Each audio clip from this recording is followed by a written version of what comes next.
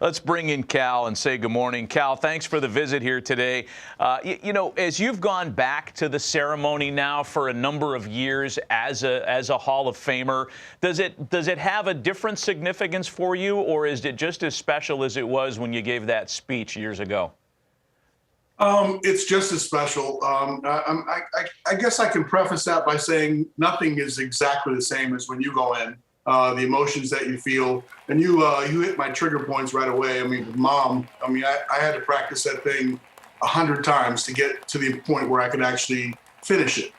Dad and Brother Bill, those kind of things come out. So I personally look forward to going back to the Hall of Fame each year to hear who is important in their lives. And we kind of joke in the back, who's going to cry or who's not going to cry. And that's a fun part of it. And you have some of the Hall of Famers say, hey, you got 10 minutes. You got to finish your speech in 10 minutes.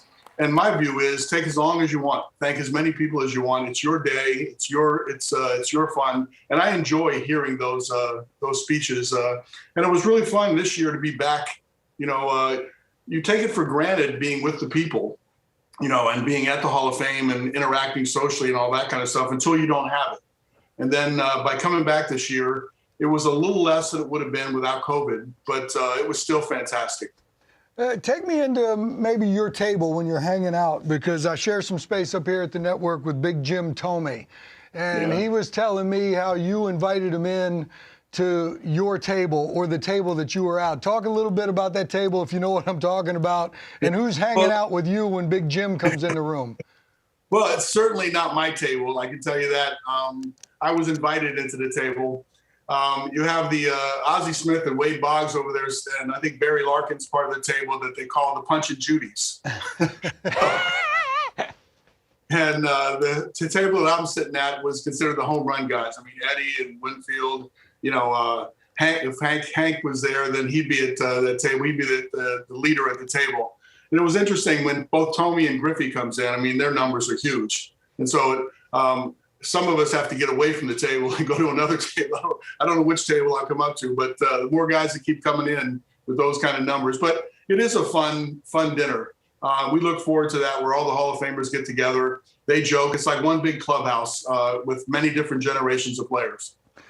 Junior, last night I was doing MLB Tonight, and we had a little in-bump where we were showing Hall of Famers receiving the call to the Hall and the emotions that took over. And I said, I wasn't a part of that call with you, but I remember 1983 when you won the MVP. I was with you, hanging out with you when you got the call to be announced at the MVP. But can you remember those 2 days? Because if I remember right, we were pre-gaming because we were probably going out that night. But the Hall call, take me through that and the emotions, because I know you well enough to know that you were somewhere we're saying, I'm not a slam dunk Hall of Famer. And we're all sitting there going, well, yeah, you are. But take me through when the finality happens and you get that call. Yeah, when you start to think about in January, that's when it happens. And there's some sort of anticipation that, especially when they call and make sure that they got your number right, and they confirm it like earlier in the day, you're thinking, okay, the announcement's going to come around this time. And so, yeah, in '83, the same sort of thing happened. It happened with the Rookie of the Year, it happened with the MVP. And we knew when it was going to happen. So if you remember right, Billy, we were pre-gaming, and we were pre-gaming no matter what the result would be. But it was fun waiting for it, and it doesn't truly become final until you hear those words on the phone. And I think it's a really cool thing to capture, where you can look back on it and get a real reaction. But sometimes I think you're preparing for yes and preparing for no. Especially if you have a camera somewhere around and they're looking at the phone call. You got to say, I got to have an answer for if I don't get the call, and an answer if I when it happens, the way that you hoped it would happen. But there was a lot of excitement around that, and a lot of anticipation. And I think that's a cool part of learning that you're in the Hall of Fame. And then from that point on, till you get to your moment of speech, there's a lot of things that go on. I mean, me personally, I got a chance to spend a lot of time with Tony Gwynn. Now, I knew Tony Gwynn. I competed against him. I went to All-Star games. We went to Japan together, sat in the back of the bus. And I always liked him, always liked talking baseball with him. But you truly didn't get to know him as well in those scenarios because they're small little snippets. But during the Hall of Fame thing, I couldn't imagine going into the Hall of Fame with anyone better than Tony. And it really made the whole experience that much more special. Probably the most special class for me as a fan, too, because you guys spent your whole careers in one uniform each. But I want to get you back to the dinner for a sec, Cal. When you attended the dinner, and for folks unaware of what we're talking about, there's a dinner before the induction every summer in Cooperstown, and it's just the Hall of Famers that are invited. And it's got to be the most exclusive, wonderful thing. The first time you attended, and the whole room is impressive, obviously, but was there one player that you were more in awe of? If I had to pick one player, I mean, Sandy Koufax, I think, is the most well-respected member of the Hall of Fame. He just says everything right, does everything right, handles himself beautifully. And I think everyone holds him up on a high pedestal. But it is interesting, and I will correct you a little bit. It's not before the induction. It's after the induction. Oh, okay. All right. Then there's a relief that comes by. You come back from the induction ceremonies to the Yoda Saga. They take the team pictures out on the lawn with the Blake as a big backdrop. And then you come up and have a little reception. And then you go into the dinner. One thing that I wish that I would have done differently, Johnny Bench came to me and said, when this thing's all over, I need 5 minutes of your time. And I go, okay, 5 minutes of my time, what are you doing? And I thought there was some sort of practical joke. There was also all sorts of things that you've heard from the past. They're going to do something to you. And I said, what do you want to talk about? He says, you'll find out. And so right before the dinner started, you're on the rocking chairs up there on the porch.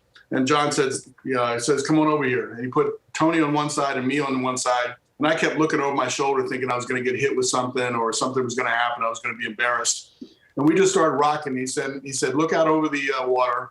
And he said, and just think about how much people have been pulling at you for the last 6 months and how great it is to be here right here at this moment. I've done this with many other players. Somebody did it for me when I first came to the Hall of Fame. Just think about how cool this is and take a moment for yourself. And I thought that was the coolest thing. And sometimes it's forgotten. And I think we all got Johnny to do it again, in the last time. But I ruined it for myself by thinking something was going to happen to me. And that's too many good people in that room for anything to happen. I wish that I would have handled that a little different and absorbed it. Oh, it's an amazing story. John Heyman is with us as well. Cal, he's got a question for you. Yeah. Hi, Cal. John Heyman here. I'm going to test you a little bit. When you went into the Hall of Fame, obviously there was no controversy, no debate. You were an obvious slam dunk Hall of Famers, and there have been some of them. Obviously not a lot. Griffey, Mariano, Jeter in recent days. But, most of the players, they're great players, but some of them can be described as most of them as borderline. I'm going to test you a little bit. I know your brother is a bit of a small hall guy, and, all the controversies and the debates that go on, you played for a long, long time. Who do you think that we've kind of overlooked who should be in the Hall of Fame or maybe should have gotten more support on the ballot that you can remember? That's pretty easy for me. I know Don Mattingly's career was shortened, because of injury. But to me, I remember going to the All-Star games, and he was the guy I wanted to look up and talk to. And he was the guy that they penciled in hitting fourth in the lineup of all the All-Stars. And so he was hitting right in the middle of the order during all that time frame. Great defensive player, difference maker. He made all the other three infielders better. Really great clutch hitter. Could hit the ball to all fields and then turn himself into a really good power hitter. With the short, compact swing that he had. He was just a great student of the game, and it's a shame that he didn't get to amass bigger numbers, I guess, which is the qualification to get in the Hall of Fame. But to me, he was the main guy in the All-Star game, and I think he's a Hall of Famer. It's a great response. I think, and we talk about this a lot, Cal, if Don Mattingly had played in the internet era, you'd have people championing his cause, digging through records and looking at numbers and coming up with comps the way we do now, somehow trying to compare really good players who are Hall of Fame eligible with actual Hall of Famers. We've blurred that line, I think, because it's just too easy to look back at the numbers. Mm-hmm. Well, I think, when I look back on it, Kirby Puckett's career ended really abruptly. and he created a lot of numbers in a short period of time. But Mattingly's is not too far off. And if you look at that, and I don't know whether Mattingly was penalized unfairly for his injury, I guess, that the back injury or the circumstances that didn't allow him to play longer. But Kirby's was certainly celebrated, and Kirby would have gone on and threw up some massive numbers if he played 20 years. So, when you look at them, the types of players they were the best in their era. And again, sitting in the middle of the All-Star lineup every single year. Before you let you go, Cal, we want to give you a chance to talk about what Ripken Baseball is up to. I know that you guys are always working on new field projects and making youth baseball more accessible. Bill talks about it a lot. I'll give you the pulpit here to talk about what the latest project is for Ripken Baseball.